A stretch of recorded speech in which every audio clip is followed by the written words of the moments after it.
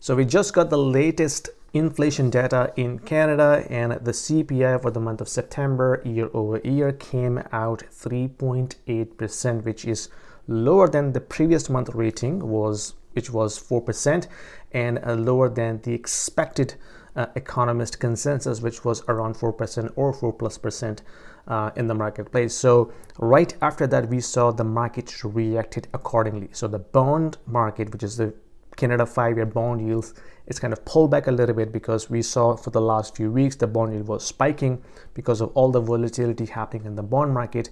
And right after this announcement, the bond yield pulled back, which means the market is now predicting that there are no more rate hikes in the next rate hike meeting, which is on October 25th. This is just one reading, by the way. The previous last 3 CPI readings were all accelerating inflation. So this is just one reading. It could go up next time as well, who knows. So for the next policy review meeting, which is happening on October 25th, the major consensus is the Bank of Canada is going to keep the pause as it is. But there is a downside, and the downside here is the Canadian dollar is taking a hit. So right after this announcement, we saw Canadian dollar tanked by 30 basis points against US dollar because of 2 reasons. Number one, the retail sales data in the US came out higher than expected, which means there is a likelihood that Federal Reserve will raise another 25 bips policy rate in the next meeting, which will put more pressure on Canadian dollar, because when you have the spread between the policy rates between these 2 central banks, if it gets wider, then the Canadian currency will take a hit against US dollar, which is why we saw the Canadian dollar tanked right after this announcement.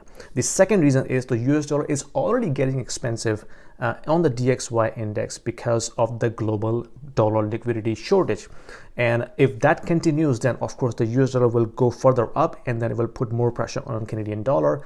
And if the Federal Reserve also raise interest rate, which is going to increase the spread between the Bank of Canada's policy rate and Federal Reserve Fed rate, then of course there will be a double whammy on the Canadian dollar as well. So I think in the short run, global macroeconomic picture is painting an inflationary period, because higher oil prices, stronger US dollar, and then this war in the Middle East is going to exacerbate the global liquidity crisis, and then also create more pressure on the commodities as well, which will likely to put the CPI up in the short term.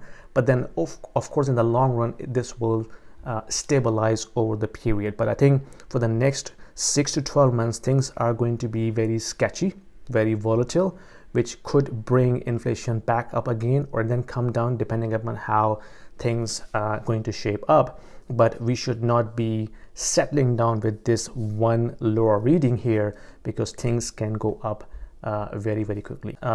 Anyway, these are just my thoughts sharing with you. So let me know what you think. Put your comments down below. And if you like this video, give me a thumbs up and subscribe, and I'll see you in my next video. Thank you.